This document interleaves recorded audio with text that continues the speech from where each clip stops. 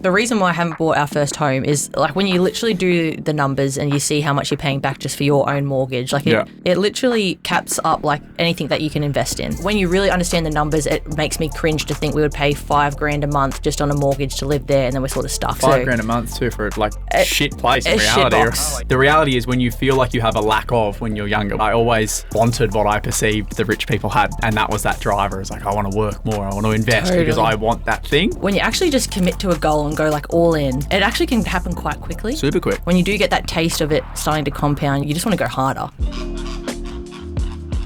Hello, ladies and gentlemen. We're back. It's been a little while since we've recorded an episode. Joel, it's good to be back in the studio. We have a few guests today. Joel doesn't answer when I ask him. But today we have some clients, good friends, and someone I grew up with out in the Hawkesbury. Caelah, Stanley. Welcome to the Flamingo Sundays podcast. Not Flamingo Sundays, Flamingo Property Investing. No, thanks very much. Thanks very much for having me on here. Very excited to share the journey, and it's been some journey. It has. I think we probably didn't talk there for 15 years or something, and then come back full circle. Scared you too much in primary school, high school. Yeah, but year 7, year 8, year 9 or whatnot through Windsor High, we met there, and then got in contact again to buy a few properties with you. Let's talk through it. So. You guys, and when I say guys, Gabe is also here over in the darkness. We met a few years ago after many, many years of not talking. Grew up in a similar area. We actually spent quite a lot of time together in school for like 3 or 4 years. And we had similar friends group, and I had a girlfriend at the time that was in the same group. And to see what you have done now is next level. Like a few years ago, no properties, good incomes. Now almost 3 properties, even better incomes. And yous are like so committed and focused on growing your wealth because yous have got this incredible earning capacity through your jobs, which we're going to talk through. But just to give everyone context, let's go back. So you grew up in the Hawkesbury in Pitttown? Yeah, absolutely. Grew up in Pitttown. So grew up there, bounced around a few places throughout the Hawkesbury. Pitttown mainly was where I grew up. Yeah. Went to Pitttown Primary School, and then went to Windsor High.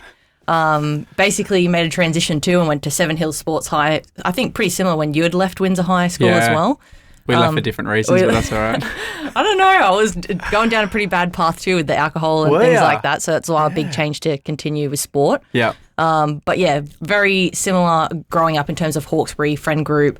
I think, what our environments were growing up on the weekends and things like that were very We were just similar. chatting, like, I say it all the time. Like, I thought Rich was a Land Cruiser and a boat and living on the river. Pitttown Bottoms, and like I still for like 4 years when I met Gabe, I'm like, I'm getting a Land Cruiser. That is the car I want, and I still love those. It's just like your perception changes even when I moved from Sydney and now, which we'll get to, but working for a global US company, my eyes have just like expanded to what even the universe and the world has to offer in terms of like wealth creation as well. Crazy, right? It's when wild. When you get exposed to other things, you're like, oh, maybe a Land Cruiser isn't all that crash hot, even a Sahara. So when you left school, like we obviously grew up in the same areas, you went to school, you went to the sports high, and then you didn't get into what you're doing now straight off the bat. You went through some other careers first. Talk through where you started, and then we'll go through the transition to absolutely. where you are now. From a very young age, grew up with my grandparents and sort of had that upbringing around, we never went without with anything or anything like that, but it was very much like, I would say we got everything we needed, but it was that back of my mind was like, I never want to end up on Centrelink or something like that or feel really strict on money. And even like a big pivotal point for me on the money side of why I found tech sales because I always wanted to earn more money. Yeah. But I even remember as a young kid putting you had to put $100 into your CBA bank and you'd get like interest, like you'd get like $10. And I remember building that nest egg up and I was getting like a couple $100 every month from CBA to like basically put my money in there to save money. So that was like a bit of an unlock in terms of like compounding for me. And this is from your first job in school or when you left school? Working at KFC, that was my first job. I didn't know that. What KFC? At the McGrath Hill one. Oh yeah, the new one. Yeah, so I worked there for a couple of years. And just loved burger, that. Thanks. 100% used to take the fries home after dinner, after the shift. But then I basically moved to Seven Hills Sports High School and got a job at the YMCA. But I left school and didn't finish year 12. And dropped out because I was like, want to be a PT, want to be a lifeguard, and I got a job. Because you were super sporty in school, right? And when you go to the hills, that's where like all the footballers went and like anyone who was exactly. chasing it. But the reason why I bring up the YMCA is because I was like on my since like 16 to like 20, I've always been on like a $60 to $70 per hour job because of like PT being like one-on-one or something like that. So for my age, I always have felt like I'd earned quite a high hour wage. More than KFC. Exactly. Sure. Yeah. And that sort of, I was able to save quite a bit at a younger age.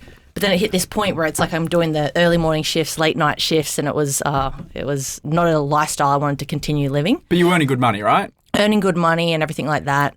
Eventually, I pivoted to getting a job at Penrith Panthers, which I was really fortunate to be able to do, and quite a funny story You're the mascot, there. weren't you? Yeah. I started university as a late stage adult because I didn't finish year 12. Right. And in my first year, right, you meant to do like a go get a job and do a trial in your last semester of university. Like practical work sort of thing. Exactly. Yeah. I did that in my first unit and got a job at Penrith Panthers. And when they gave me the job, they're like, so you finish uni? I'm like, I'm in my first semester. So I fully hacked the system. What did you study though? So, and on that, why did you go to uni? So yeah, that's a great question actually. So when I was doing the fitness, doing PT, I actually started like a boot camp, and it was CS Fitness. And I think one of my slogans were like, make the fat cry, the sweat cry. What was it, Gabe? It was something, a real funny slogan. It's like sweat is tears leaving the body. Yeah, that's how good I was at marketing. But I think a big part there was like, loved helping people get fit and things like that. But I fell in love with like, how do I get people to And that was sort of your own little business, right? Exactly, yeah. So it's like, had this like small ass car, put all my like, gym stuff in there, would drive down to this little church I was doing it in, and everyone would come. So it was really cool, and that unlocked why I wanted to do a Bachelor of Business in university. Right. But so you did the PT thing, then you thought, okay, instead of doing this in someone else's gym, I'll do my own little boot camp. Exactly. Right. Yeah, so that sort of unlocked of like always wanting, like I still always seek to want to do my own thing, but it's always that classic thing where I look at things, you could be like, the CEO of your own idea, or you could be like a VP of a really large company, and it's like, where do you get the best skills at that time? Yeah. But yeah, pivoted to Penrith Panthers, worked there for about 3 years, as I was mentioning to you earlier. I didn't even know this, Yeah, I quit after a year and a half because I didn't want to live that corporate lifestyle. Like, hated sitting at my desk and like you had your boss looking at you when you left at 5:01. Like, but yeah, got rehired and then actually got fired. And that was sort of where my whole world shifted. Right. At that point, because I wasn't fully loving it though either, so I didn't actually know what I wanted to do long term. Yeah. I knew though, like I've always just been driven by money, like in terms of where I don't really need to love what I need to be doing. Yeah. I just know I want to build that lifestyle, and always growing up, I knew deep down in my soul, I didn't want to be the 20-year-old that was sort of living a great lifestyle and then sacrifice it for my 50s. Like I feel so deep in my soul, I was always like, I want to be the 40, 50-year-old where I have people over when I'm older and feel set up and then can enjoy life. So essentially like live a little bit less in your 20s, work hard, do the double shifts like you said, test things, versus other people probably similar to your age who you probably would have seen going overseas and it blows my mind. Doing all the stuff, probably not committing to work as young. There's like a clear divide from the people who works lots and lived a little in their 20s versus lived a lot in their 20s and worked a little. And that gap generally gets, obviously, as compounding, right? The more you do when you're younger, the bigger that thing grows versus you're starting 10 years later, say in your early 30s. By that time, you got a missus or, a partner, you got a kid, and you've got all this life baggage and you're like behind the 8 ball. Yeah, and as I think you would resonate with this, when you actually just commit to a goal and go like all in, it actually can happen quite quickly. Super quick. Like I remember and skipping a little bit ahead here, which we'll come back to, which will go to our strategy, but like when we finally committed and purchased our first property, and then we had the $70,000 of like equity land back in our bank like after 3 months. It's like, that's how quick it can change. And obviously like I have that underlying fear of like, it also can go as quick, but it's also like, why not go after that? Because you can either reach it or not reach it anyway. So it's just like doubling down on that goal. When you do get that taste of it starting to compound, you just want to go harder. For sure. And I think what you said before around, and it's awesome that you're conscious about, is like all you wanted was money, all you care about is money, or something along those lines. Like the reality is when you feel like you have a lack of when you're younger, which is what I felt. We weren't poor, but I always wanted what I perceived the rich people had, and that was that driver. It's like, I want to work more, I want to invest because I want that thing. Yeah. On that point too, another real pivotal moment for me too was one of my friends, Abby Norman, their family actually took me to Bali when I was like, Abby Norman. Yeah, when I was like, I think it was 12 or 13 years old or something like that. And that was my first trip outside of Australia. And I remember, like, I took my own money, but I think they had paid for, like, little parts of it, but they definitely had paid for my food, every sort of, meal that we had. And I just remember when you go obviously to Bali, and also like 15 years ago, you felt like a baller with like $1 Australian. Yeah, and you just walk around with like wads of cash. Yeah. And that moment for me was really transformational too, of just like being able to want to be able to provide that to my friends and family when I get older as well. Interesting. Okay, so Penrith Panthers happened, got sacked, pivotal moment. I got sacked from one of my, was my first real estate job actually, so that was a pivotal moment in my life. Where did you go to from there? Yeah, so there was a bit of probably like 3 months there where it was really lost. Really didn't know what we wanted to do. I just pretty much met Gabe. We'd just moved to Baulkham Hills, so just left home, left the Hawkesbury. That's all like a big change in itself. We moved to Baulkham Hills. Just for anyone who doesn't know where Baulkham Hills is, folks, when you say you leave the Hawkesbury, it's about like 3 kilometres on the outside of the Hawkesbury. Yeah. You're like, I'm out of here. Like, no, that was like such a bad time. Like we were at probably Baulkham Hills for a couple months, but the reason we moved there is because I could drive to Panthers, Gabe could drive to the city. It was like midway. But when I got fired, we're like, okay, cool, I'm going to go find a job in the city. Yeah. And really it was about 8 or 9 months out prior to COVID. Yeah. And I found like just whatever job I could get. So it would have been like 2019 or something like that? Totally, yeah. And actually during that really lost period, Louis Henkel, like we're talking about Donnie doing the run, I went and laid turf with Louis, and Louis always I always had that back forward to go and lay turf just to keep earning money. Like I've always wanted just to keep earning money. Dad was a tradie, was from like 10 to 14, would spend the weekends even going working with him on site and things like that. So it's just like always wanted to do that.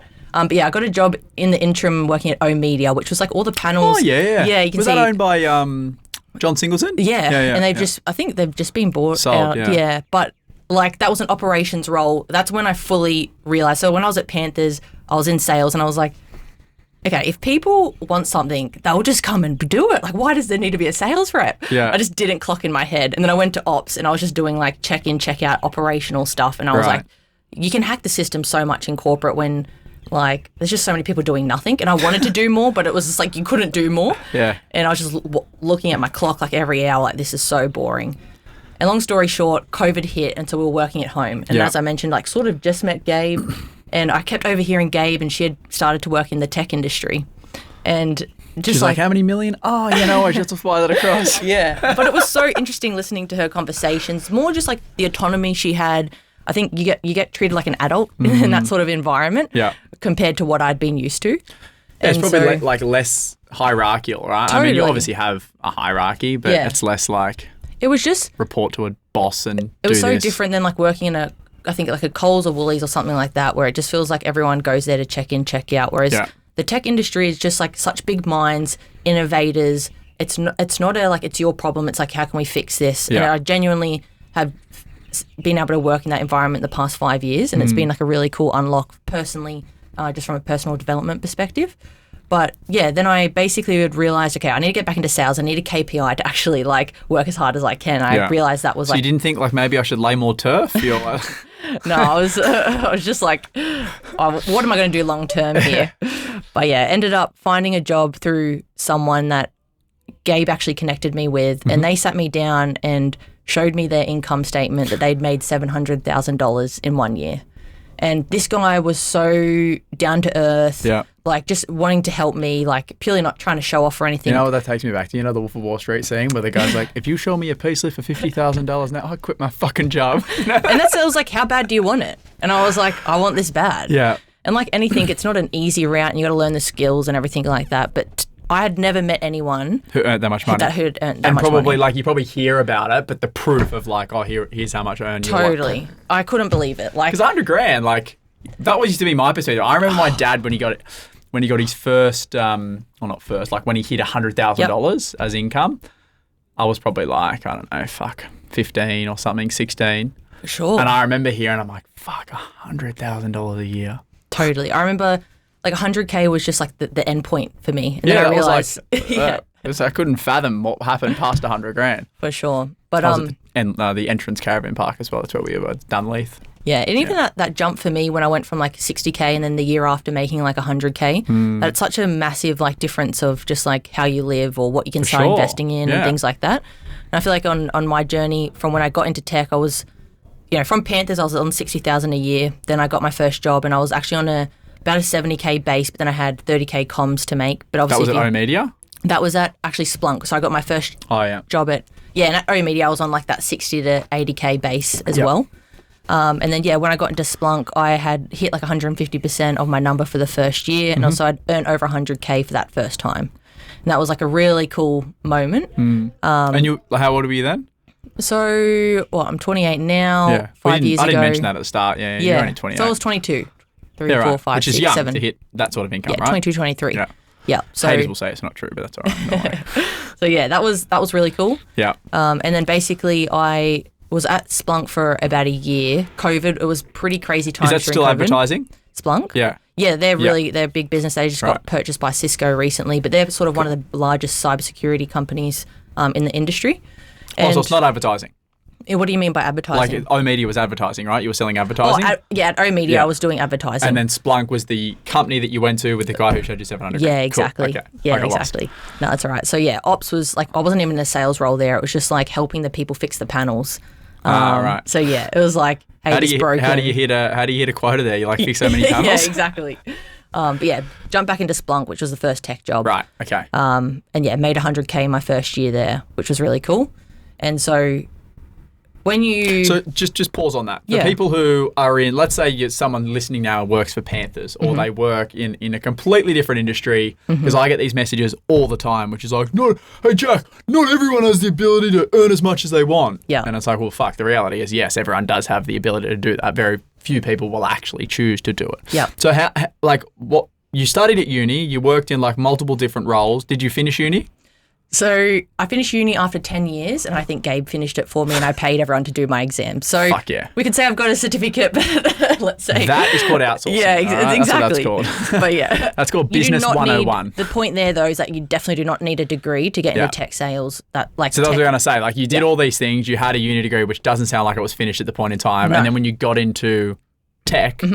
Was it just like what did they ask? Were they like, hey, can you show us your CV? Can you show us your university? Or what uni did you go to? Did they ask any of that shit, or was it just like, are you capable to do the job? Sure. Yes or no? So there's like two avenues I would say for people that are wanting to get into tech. Yeah. I'm 5 years younger than Gabe, so I felt like I had a little bit more time to start as a junior. Yeah. To get into tech and then sort of move up the ranks. Where Gabe got out of the army. And she had more experience than me. She was like very high ranked in the army. Right. And so she pivoted more into like a senior role. But there's different parts to the ecosystem in the technology space, which is like the vendor, and the vendor sells the software, right? So they sell the solution or the outcome, really. Right. Then you have the channel. And the channel is like your partner's distributions, and your partners like are reselling the software and they're implementing the software for you. Okay. And so Gabe actually started in the channel, whereas I directly started with the vendor who sells the software. Right. Give us an example of like some big companies that everyone would know, like vendor versus. So in the as a vendor, that would be like Atlassian, Canva, Go One. And then so the guys who have developed the software. Totally. Yeah. Like unicorn companies, etc. Yeah. Henderson. Yeah. And then you have like Kinso would be like what Frank's doing. That would be a vendor. A vendor. Yeah. And then there's obviously B2B or B2C, but then you have the channel, and you would think of like Deloitte, sort of those big four consultings, but then you have these more niche partners like CyberCX that just recently got acquired for $1 billion.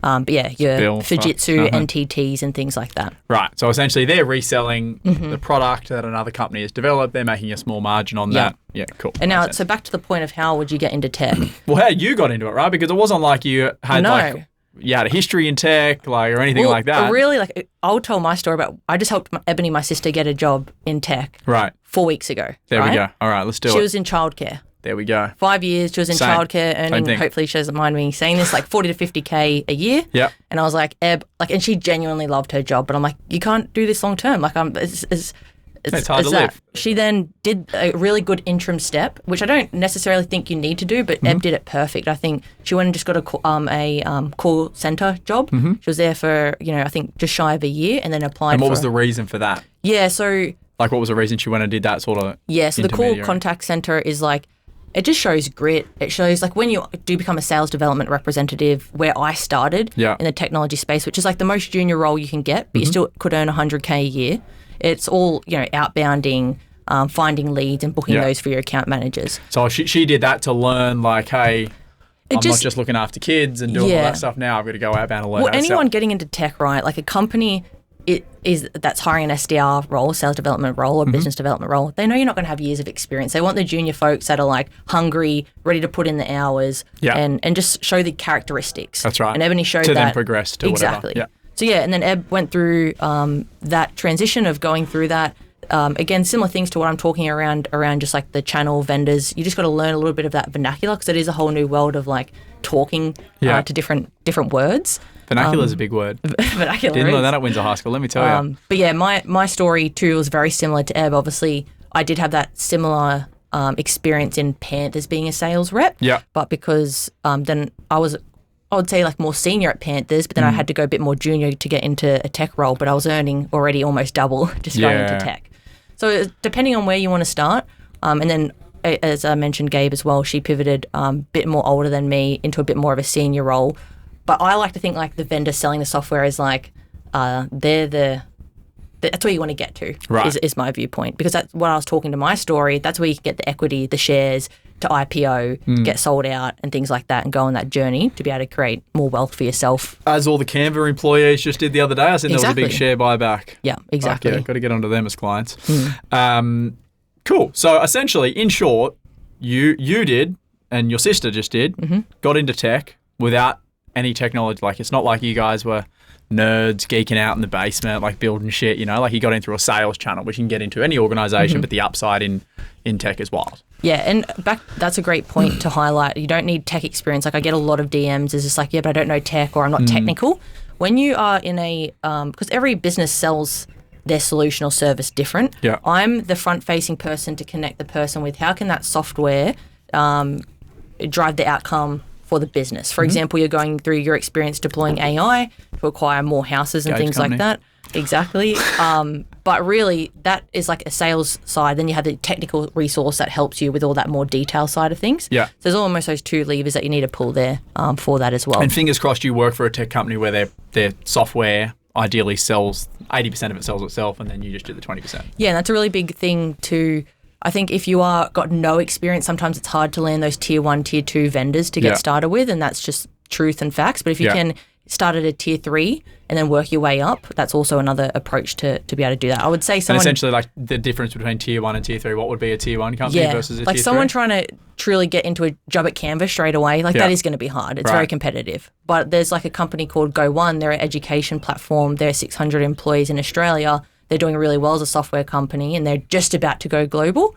Like I think that's a really good place to start where I think 600 they would employees in a company like that is small, right? It's small for a tech company. In comparison to, the tens of thousands. Yeah, exactly. Well, Google would have, hundreds of thousands or millions, right? Yeah, for sure. Or hundreds of thousands, yeah. Yeah. And I think back to your point as well, like I would definitely recommend cybersecurity and AI to go into as two levers. Everyone needs to have security things in place, otherwise it ruins your brand. And AI, there was a study that just came out from MIT, which is a really large university in the US, talking about 95% of investments in AI are failing at the moment.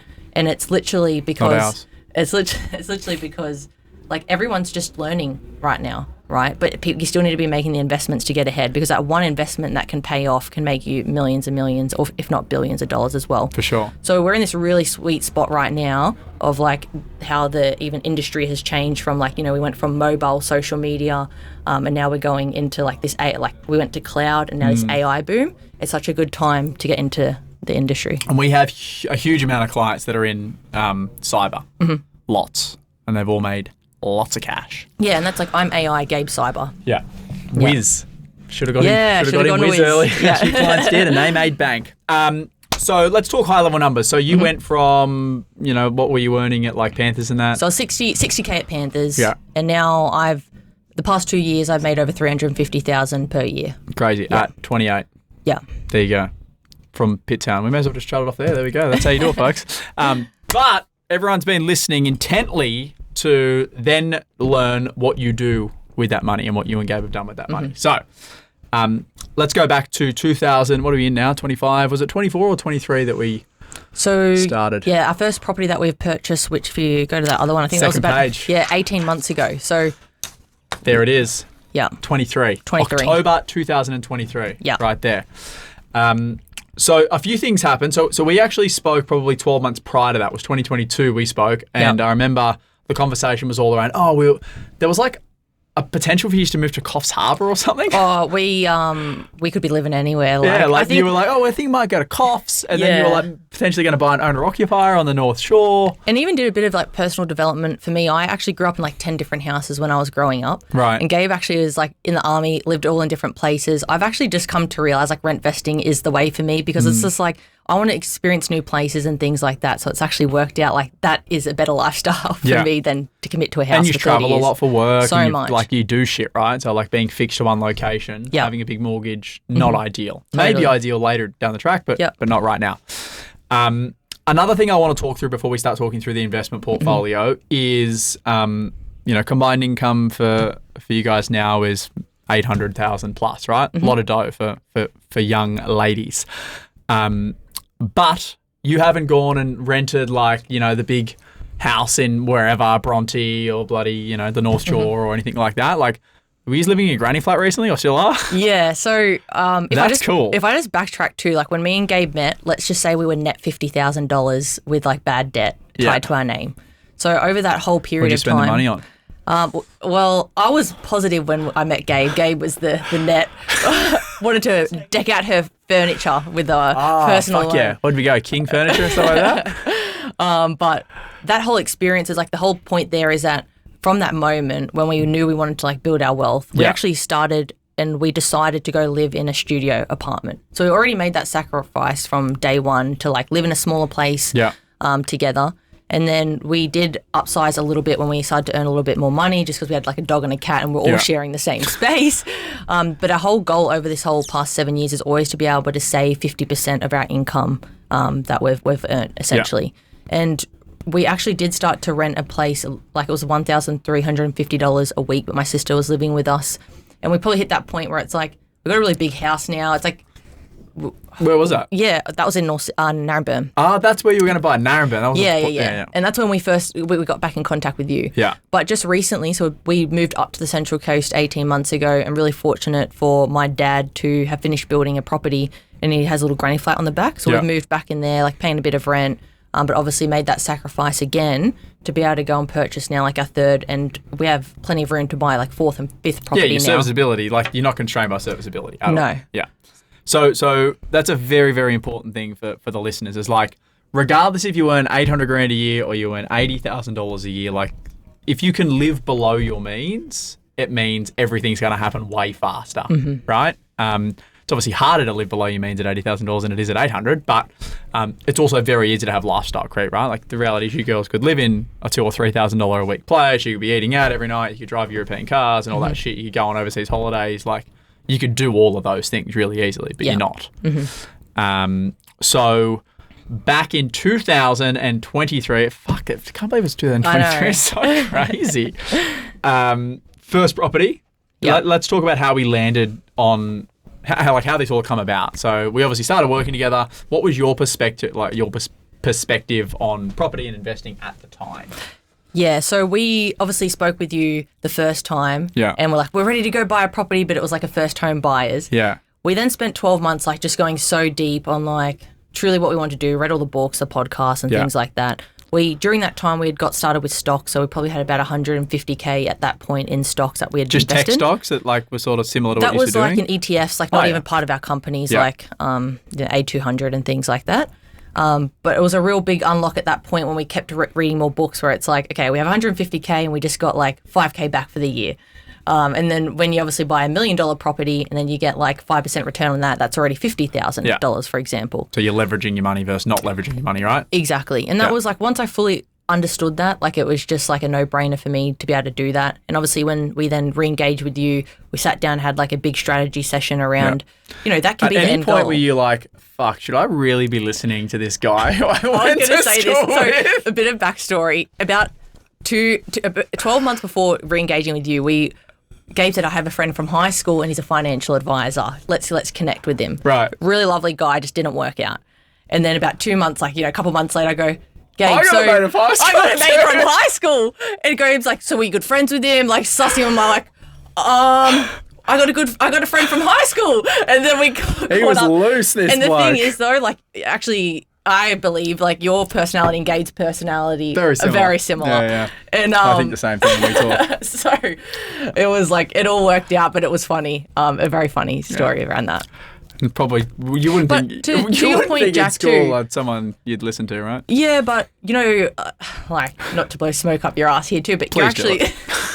Please do you're it. actually the only one I know that has, like, that I know, well, in quotes, successful, whatever you want to call that. And it's, like, actually very cool to see and, like, connect on that, how we grew up. And then all it is just, like, a limit or a belief. It's one mindset piece, Yeah, right? and an action piece. Action and mindset. I think because, I think for me it was because, like, I was not intelligent enough to work out. The issue intelligent people have versus me is intelligent people overanalyze everything. They're like, oh, what happens if this happens and this happens and blah, blah, blah. Where I was just too dumb and I was like, worst case scenario is I keep working in construction. Can't be that bad. Yeah. You know, and then obviously, you learn a little bit more. Yeah, absolutely. So it's been cool to watch your journey. Thank you. It's been very cool to watch your journey as we're going to unfold now.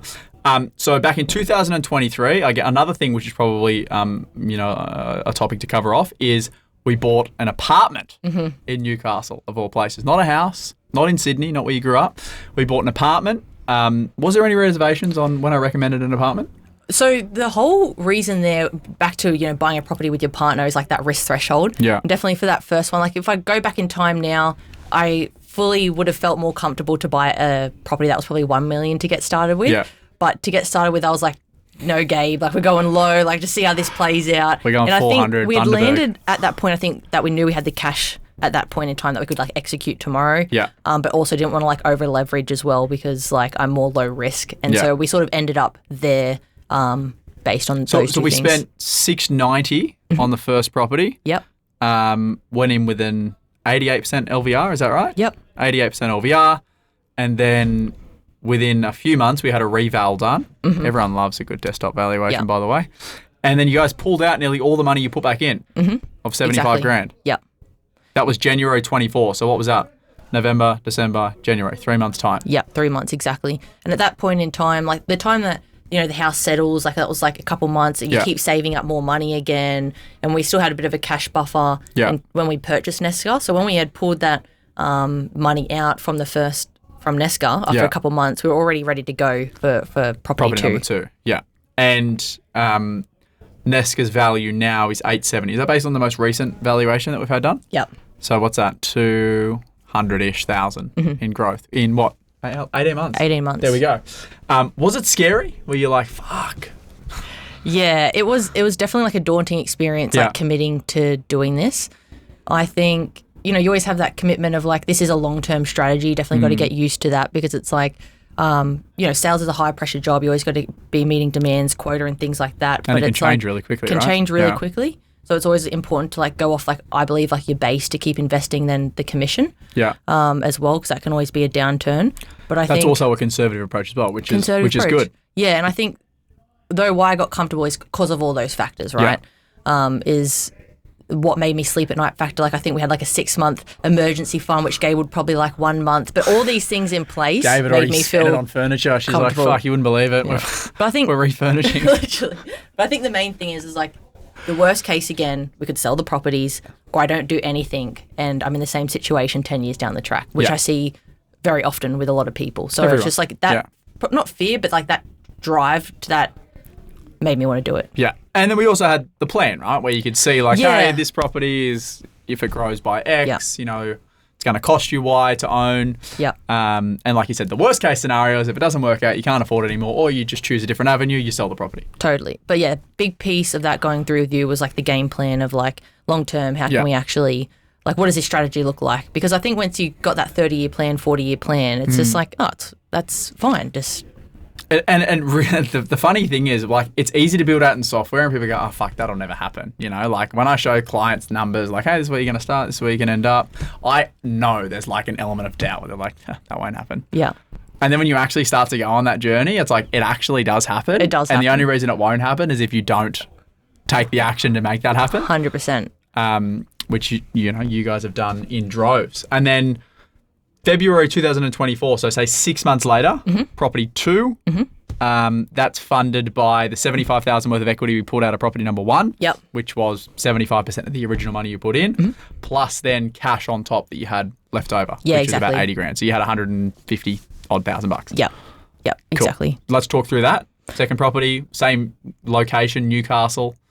Talk through the strategy there. So the first one, again, it's been a cool experience now having an apartment and obviously this property now because it's just a house and we built the granny flat and done the YAM strategy on that. And we'll talk through those numbers in a second. But that's been cool. Obviously, you have those other fees with the apartment with like strata and things like that. This one, though, we obviously wanted to go a house. I was more comfortable with like let's definitely do like a higher bucket. Yeah. I think working with yourself and Frank when we purchased like 1 and 2 properties as well is like when you're going through that process purchasing with Henderson Group, it's like you guys are sending through properties and going, even if we're not going to purchase that one, you're sending through like options saying like, hey, this is what this one's sold for, or it's like this is an idea but it's like doesn't have the sun and things like that. So we get educated like through that whole process. Yeah. And we feel very Frankie much loves. Yeah. R.I.P. Frank, right? Like he's retiring, the poor bastard. I know. But we know we're with Farrat and Trent, so we're all good. The boys. Yeah. But yeah, I mean, the education piece is super important so with what we do, important. right? Because then it helps you guys understand, okay, this is why we're buying this versus us just going, 100%. yeah, go buy it. It's a great property. Yeah. You have the context around why. Definitely. And I don't actually recall, Gabe, maybe you recall, the plan was to build a granny flat with, I don't know if it was to build a granny flat ideally. It was just like we could. And then when we purchased it, we're like, okay, let's definitely build the granny flat during I think that. we bought that before we actually like full on had that YAM strategy and Endeavour was like, Yeah, you guys are just kicking it off. proper up and running. Good site for it. And you were like, all right, let the other clients be the test dummies and we'll come in a few months' time. Yeah. But essentially we bought that with 155 grand, which is a combination of spare cash plus equity you pulled out of property number 1. It was purchased for $845,000. And then we've just recently finished, I say 12 months on, building the granny flat. How did you guys fund that?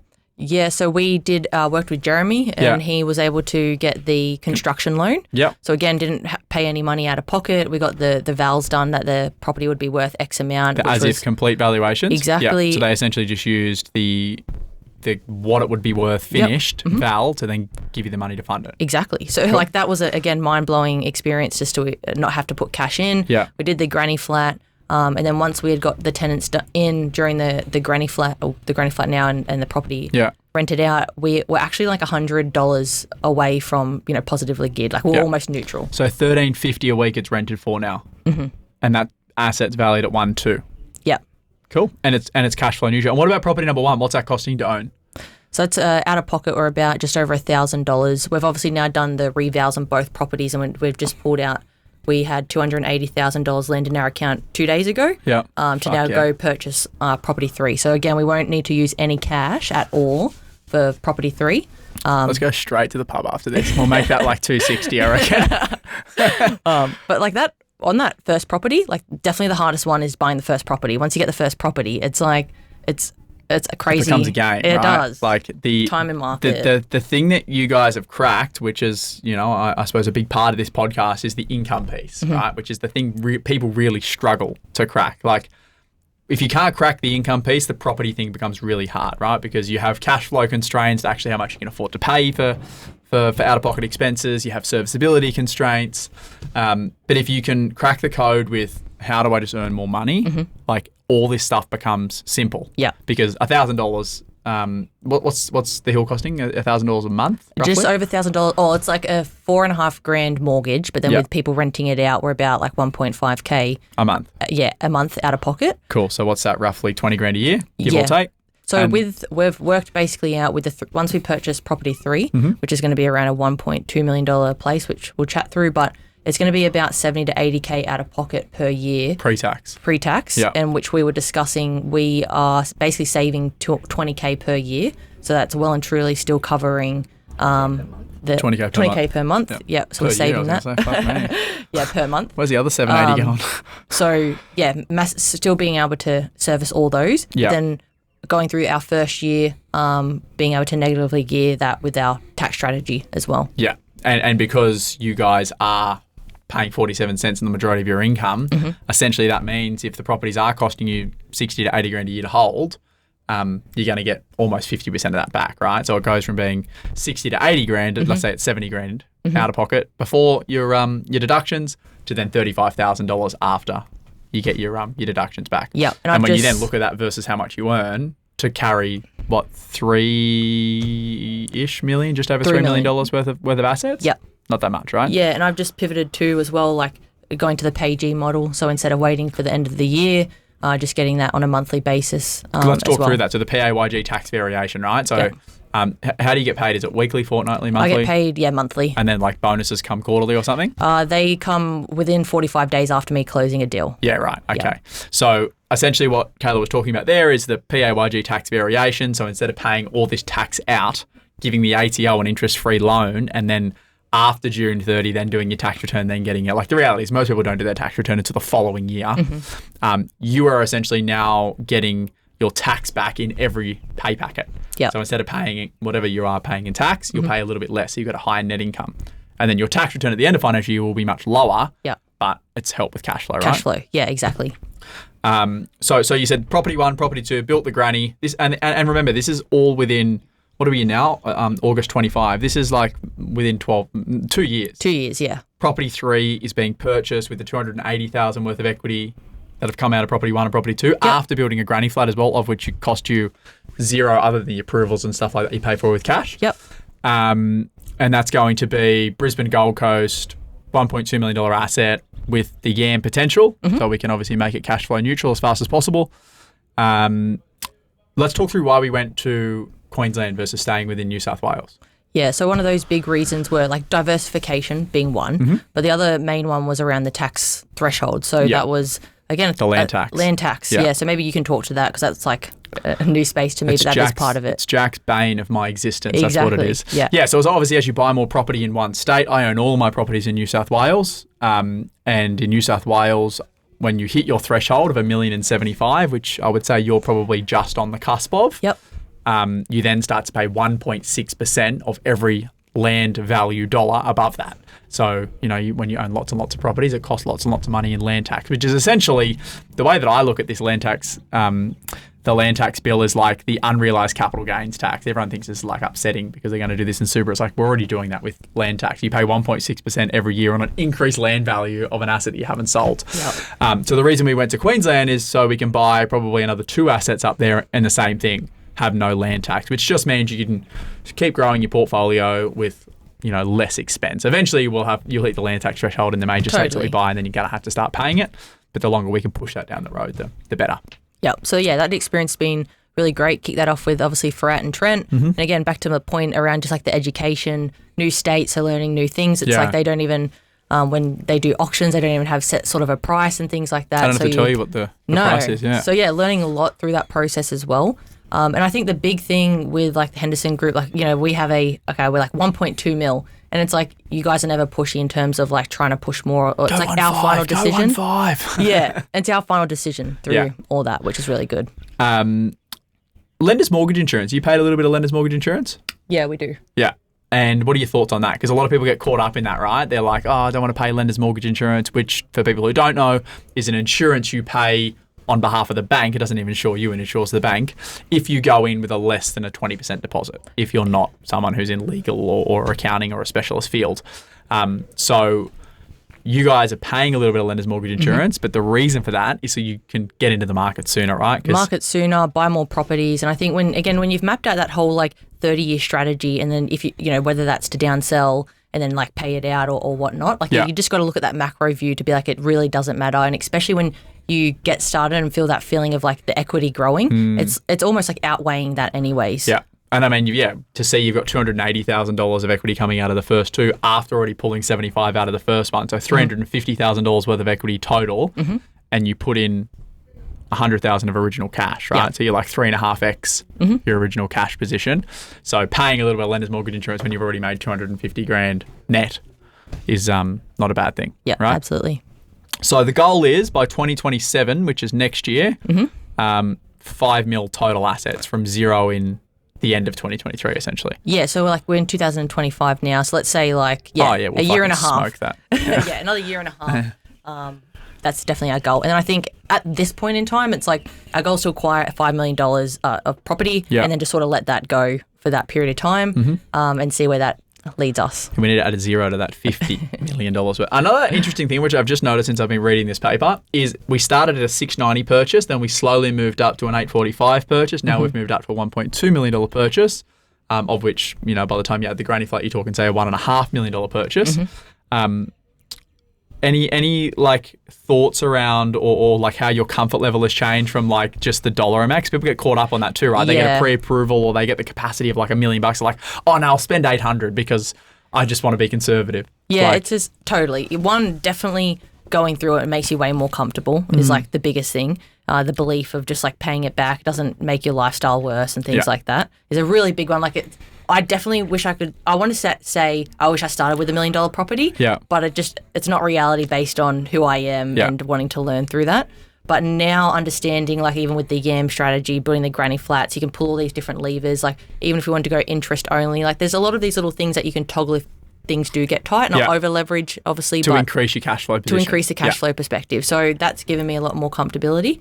But again, when you have a property that's like $700K or $1.5 million and it's doing 10% growth, it's like obviously you want the bigger one, and then obviously there's a cost every time you acquire a property too. So it's just like, why not max out sort of where you can? Both the cost in time and in money, right? Because a lot of people get caught up in like just the money cost, but like it takes time to acquire property. Like we do it every day, and it takes us months to find one and buy it. You miss out on properties. Like it's not like going down to the local IGA and just pulling one off the shelf and going, oh yeah, there's a property, add it to the portfolio. So and even just our experience now, like we've had a few in Brizzy that we haven't acquired, and I'm just thinking like, thank God I'm not on my Sat day or whatever going and looking at this property. Yeah, like Frat is. Fuck him.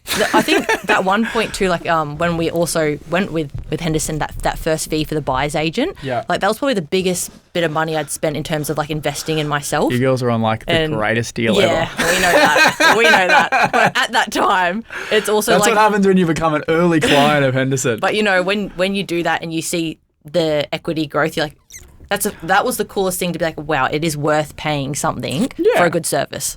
So that was really cool. Well, I mean, the only reason I got into this business is because I used Chris Gray to buy my second property, and like if I look at what that made me now in comparison to 30 grand or whatever it was I paid him, it's pittance, right? It's like nothing. And then I've also seen the opposite of that, of like my parents went down the path of not paying for advice, getting advice from their accountant, buying two off the plan, selling it for less 11 years later. And it's like, which was the more expensive advice, the 30,000 up front or the hundreds of thousands paid 11 years after you bought the wrong asset? And obviously we've worked with you on our strategy or with this as well, but I think when we had paid that investment to go with a buyer's agent, we also were ready to then, like, we had seen Ben Nash and then he came on your podcast and then we actually invested in him, and again, not cheap, but was worth the investment to definitely made our money back. What did you get out of that? So Ben Nash, for people who don't know, you should go back through the podcast and listen, but Ben Nash, financial planner, he's been on here before. Smart guy, similar sort of mindset to us. Obviously, we handle all the property side of things, right? We can assist with everything property related. I can give you general recommendations and stuff around accounting and who you should speak to and tax and, you know, all that jazz. But Ben comes from a different perspective, right? And he's pro-property as well, which is good. Most planners are not pro-property. So what was it that you were hoping, or what was it you did get out of, you know, sort of your relationship with Ben versus, you know, what you got out of the relationship with us? And totally. Well, like yours was very much like clear strategy on property and wealth, like creation. Also with us, myself and Gabe being high income earners though, and also like having equity and shares in our companies, we wanted to go with Ben Nash to look at our holistic strategy. So there was more to the piece of like stock, super, property as well. And just like that, it's always nice to have that double feedback of like, we are on the right track with property. Why should we stick with property? I think it is important to highlight we're in Australia. We have good tax strategies around that as well. So it's like worth playing that game and playing it to our advantage as well. But yeah, really with Ben, with Pivot Wealth, we were able to feel, again, way more comfortable with our strategy. We were able to look back at like little things like looking back at 5 years ago from our super and being able to top that up to the max of $30,000, but then get the tax savings there. So all in all, like, you know, his price for that we paid for, and again, the ROI for that has been like 4 or 5x just from little tax strategies and things like that we've been able to do. Which is like those catch-up contributions, right? So like now you're paying all this tax, but if you go back 5 years when you're earning less money, you could have contributed, say, probably 25,000 a year or 27,500 that year, but you probably only, put in 7. Yeah, and just making sure like your investments in your supers are also the right investments. Which a lot of people would have fucking zilch idea about where their money's invested. They're like, oh yeah, I'm invested in like Australian Super, and you're like, yeah, but Australian Super is just a company that invests on your behalf. Totally. So it's like, where is your money actually invested? Yeah. So all that. And then we, at the back end of even purchasing Property 3, we sat down with them and it's like, okay, what do you think we should do? And based on, again, our income and our strategy, what we wanted to do, like in the next 5-7 years or so, we wanted to like have the option to be able to reduce work a little bit. Yeah. Like that's the goal, the short-term goal. Yeah. And it's like, cool, let's go Property 3. Let's get that in the market. Let's get that going for the next, 5 to 7 years and see where we're at type thing. So it was backed by, we're on the right path of what we're doing. Yeah. So having multiple people in your corner to give you advice around different things, not just having that one person that you go to. Even though I am amazing, having multiple people, just as I do, I have like an incredible accounting team that helps me with, everything tax and to an extent wealth creation. I obviously am the property guy for my own benefit, but having people around me that are more intelligent around different facets of property, having the right legal team and all that jazz, which will become important over time. Yep. It's super, super important. And Absolutely. It all costs money. Totally. That's the thing that people try and do shit by themselves or fucking, go online and look it up or ask someone who gives them free advice. And it's like generally, from my experience, it's the most expensive. No, definitely. Advice. That's been the biggest thing the past 2 years is like investing in good services. You definitely get like your ROI. You still have like near misses, but it's, of course. Yeah, it's been. But even with the near misses, you learn. Like, that's the best thing. It's like you learn what good and bad is. And you're like, oh, fuck, that wasn't that great. Absolutely. I do all the time. Every time I do something and I'm like, oh, that was shit service. But I look at it now through like, what can I do in my business to make sure that I don't have clients that feel like that. Absolutely. So goal is 5 million in assets by 2027. That'll get smoked, I would say, next year. With the growth of the existing asset base, which will be just over $3 million. You add another $1.5-ish million property in there, and you're already at the 5. You just said before the goal is to be able to have the ability to work less if we choose to. What does that actually mean? Like, everyone's like, oh, I want freedom. And off the back of that, why haven't you gone and bought your own home? Good 2 questions. So the reason why I haven't bought our first home is like when you literally do the numbers and you see how much you're paying back just for your own mortgage, like it literally caps up like anything that you can invest in. And back to like we're now living across the road from the beach, but even prior to that we moved from the Hawkesbury into Sydney, and just being able to have the choice to be able to go live in different places, definitely for mine and Gabe's lifestyle, with how much we do travel for work, where we want to like live and just experience new places, that works for us. But we're not also tied to I actually have more of a fear of like thinking about staying in one place for 30 years. Me too. It's depressing. Yeah, it's depressing to me. So it does work in that favour for me to go into that. But when you really understand the numbers, it makes me cringe to think we would pay $5,000 a month just on a mortgage to live there, and then we're sort of stuck. $5,000 a month too for like shit place in reality. What's that $60,000 a year? What are you getting for $60,000 a year? A $900,000 house. When you start to realise that too, when you're younger and you look at, I want to buy that property, then you actually go to do it. It's just like, no good. It's not working out. No, at all. So that's the reason why we Rentvest as well. Yeah. But then what was your other question? The first question was around like, you want to have the ability to step away from it. Like, what does that actually mean? Because a lot of people have that like, fantasy, and I talk about it all the time. They're like, oh, I want freedom and I want the ability not to work. And they're like, fuck yeah, let's go buy a 30-year mortgage or a house with a 30 mortgage and then spend 20 years paying that down to zero. And then even when it gets to zero, it doesn't give you the outcome that you want, which is freedom, because even though you don't have a mortgage, you still have to get up and go to work because you have no income. Totally. Well, I'm definitely driven by a lot of like parents and just ecosystem of like, I definitely don't want to be able to, like being at 50 still working. I want that choice to not be able to work. I also do know in my nature, I am someone that's always going to want to work, even just from like a brain longevity perspective. I actually don't want to stop working because I actually think that is depressing as well, and we just go backwards if you're not improving. Frank? Yeah, Frank, you're going to go backwards. 51. But so that is one point. That might change. I'm 28 now. I think that's very easy for me to sit here and say that than be at 50 and I want to say that. But in 5 to 7 years, whether we have kids or not, but I think the whole point is to be able to have the option to be able to reduce, obviously working 5 days a week to 3 or 4 days a week, mainly 3 days a week, to be able to do that. And I think another big lever here is like, how can we get ourselves into a position where we also want to start our side business or start our own business? We have that opportunity to be able to do that as well. So that's like a really important part of the game. Which essentially like having the investments sets you up to do that, right? Absolutely. versus having a home, which you could do, like you assume that you had a $3 or $4 million home, which you have the capacity to do, that would actually limit your ability to do that because you have no flexible living cost. It's like this is the mortgage you have to pay every month. That doesn't really do anything for you, and it would make starting a business much harder. Yeah, because you got it fixed. Totally. Yeah. So that's always going to be a balance for us as well as we go on. Is like property 4, property 5. How much do we leverage before like we want to do our own thing, and what does that look like? So that's more of like a personal thing that we're going to have to go through and experience that. Yeah. But certainly, I'm also excited about the building their own business side of things to see how, because then you can go even uncapped, earning potentials, and that actually creates more of a potential to build, get more assets as well. For sure. You guys are at a dilemma that I didn't face. I faced the dilemma of having to go and find more money because I couldn't afford to buy any more property. Where you have the dilemma now where you have more than enough capacity to keep investing, but you'll have to eventually stop because you won't be able to start a business if you keep going because then you'll require that income to service it. Absolutely. Which is where I am now. Like I require my business to service my stuff if I've only got a job now. For sure. And I think I'd last 3 seconds. Yeah, the whole mindset shift though, I think anyone can resonate with. I think when you have the choice, when you're not tied to or have to do something, like if I got the option to not work, but then I am choosing to work, it's just like a way better. Completely different. So why wouldn't you want to create that for yourself? The thing that I love most about my life is not one person can tell me what to do. I can tell anyone I want to get fucked. Yeah. That's the best feeling in the world. Yeah, like, I think. Genuinely. Totally. Like getting up every morning going, I don't have to do anything anyone tells me to do. Yeah. My opinion is, I think if you start your own business, it makes you have to level up to a whole other level. You have no like safety net, but it also brings out the most authentic version of that person because you're not tied to like what I think like in a political structure of a corporate like business as well. If you work in an environment where you have to act a certain way, you're generally not the real you versus.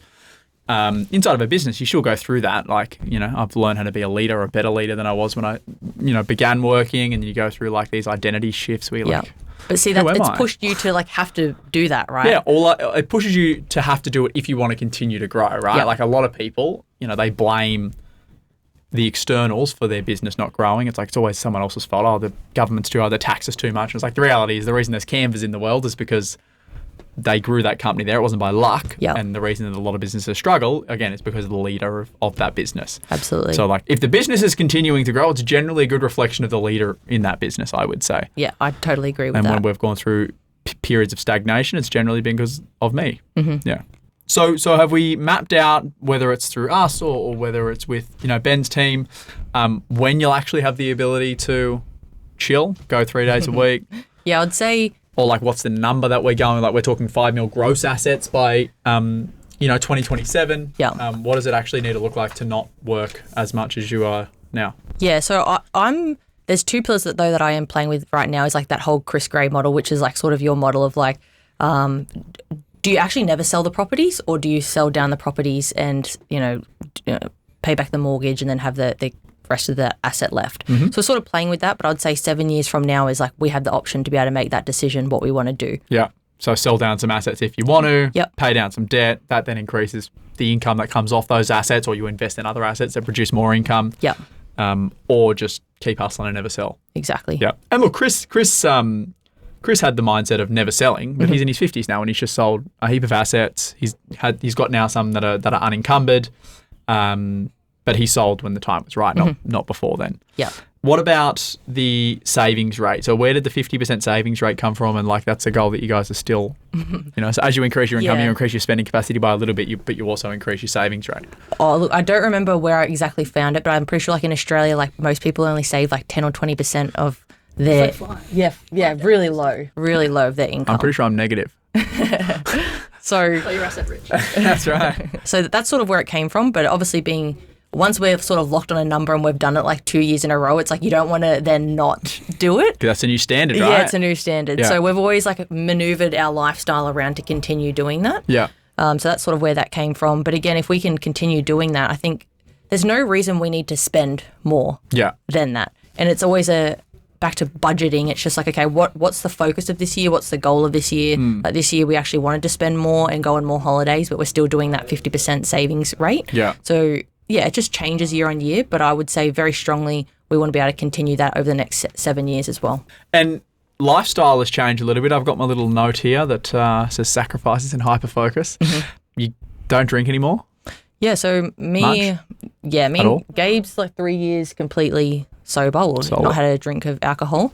I probably drank like 5 times in the past like 4 years as well. 5 times in like the past 4 days. I haven't really drank since like 20 years old. So really, that though for me is very much like, I already knew from a young age I could not drink alcohol. I'd just go down a really bad path. Yeah. So I toy with that. Probably like in the past year, I'm officially, I feel like I'm freedom of like never even thinking about it, which is a really beautiful You're free feeling. of the alcoholic grip. I am. I still struggle with it.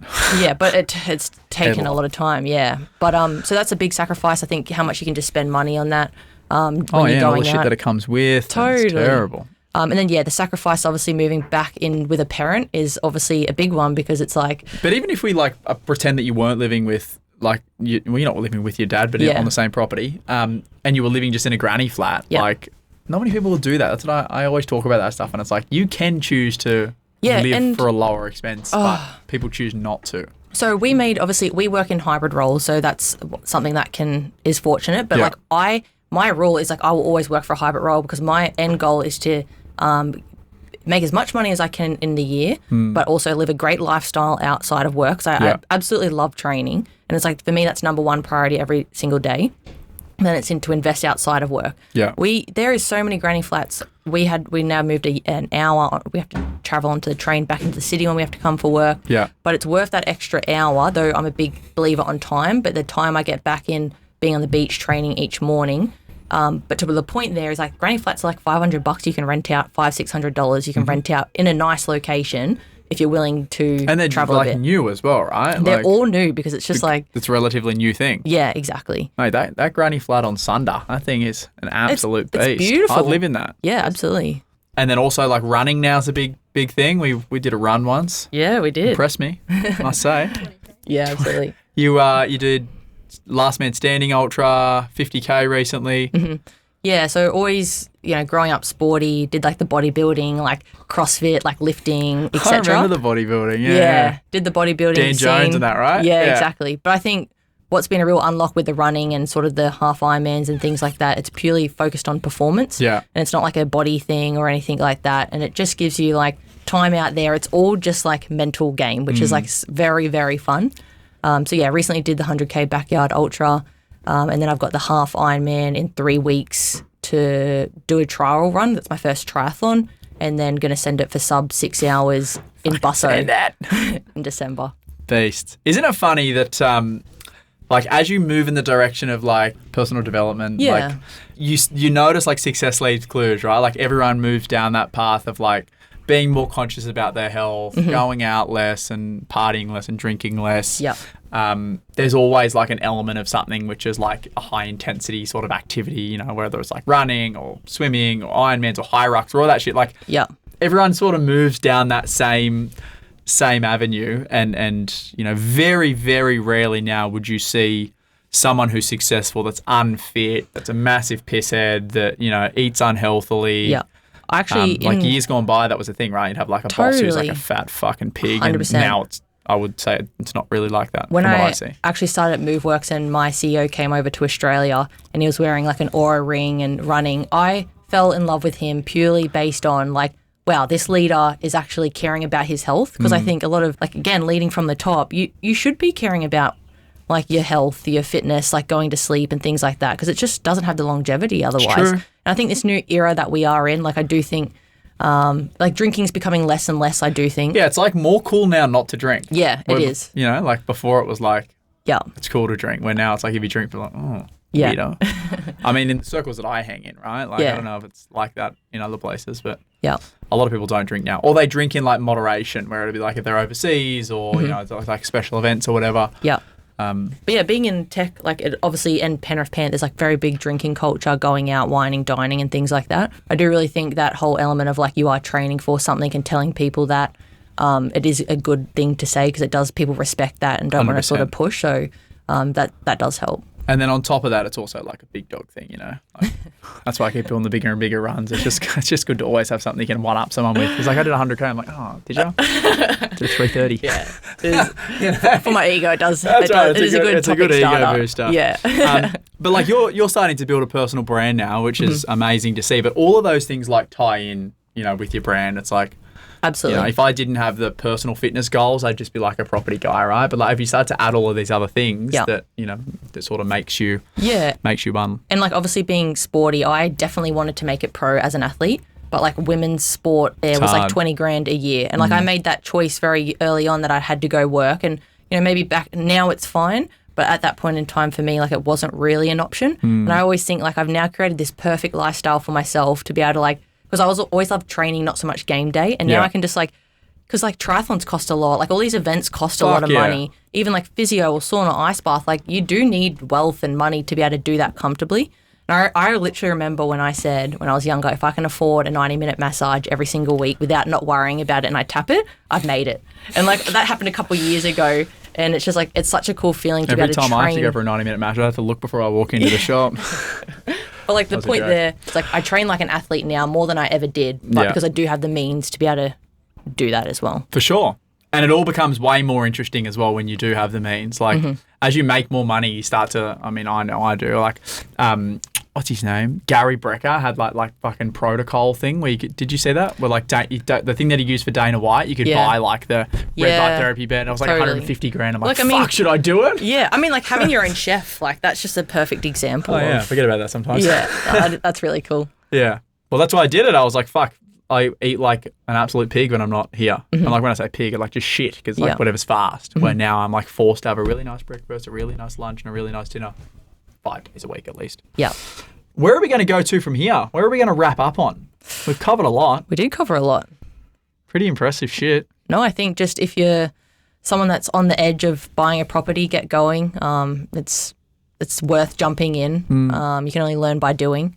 And it becomes less scary the more you do, right? Absolutely. Yeah. But yeah, big piece, obviously keep leveling up, keep upskilling. Everything is hard in life. Everything's competitive. Oh, yeah. But it's also pretty easy to like stand out if you just do something for a pretty consistent period of time. So just get started.